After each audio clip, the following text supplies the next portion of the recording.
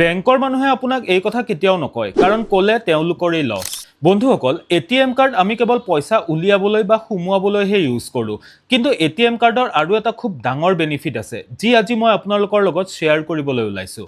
মই যদি কওঁ যে আপোনাৰ ডেবিট কাৰ্ড বা ক্ৰেডিট কাৰ্ডখনৰ লগত আপুনি ফ্ৰী ইঞ্চুৰেঞ্চ পলিচি লাভ কৰিব পাৰে, আপুনি বিশ্বাস কৰিবনে? হয়, এইটো একেবাৰেই সঁচা। আপোনাৰ যদি এখন ৰুপে কাৰ্ড আছে তেনেহলে তাৰ লগত আপুনি পাব ফ্ৰী এক্সিডেণ্টেল ইঞ্চুৰেঞ্চ।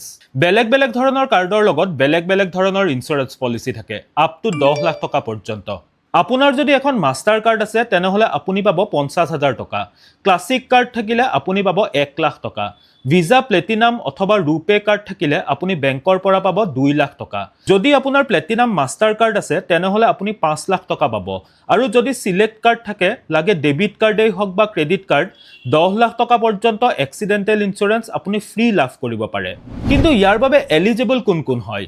যদি এক্সিডেণ্টৰ 90 দিন আগলৈ নন প্ৰিমিয়াম কাৰ্ড হোল্ডাৰে সেই একাউণ্টটোৰ পৰা কিবা ট্ৰেঞ্জেকশ্যন কৰিছে আৰু প্ৰিমিয়াম কাৰ্ড হোল্ডাৰে যোৱা 45 দিনত সেই একাউণ্টৰ পৰা কিবা ট্ৰেঞ্জেকশ্যন কৰিছে, তেনেহলে তেওঁ এই ক্লেইমটোৰ বাবে একেবাৰে এলিজিবল।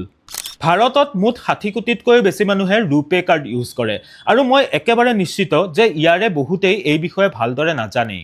সেইবাবে ভিডিঅ'টো যিমান পাৰে সিমান শ্বেয়াৰ কৰি দিয়ক যাতে সকলোৱে এই বেনিফিট ল'ব পাৰে।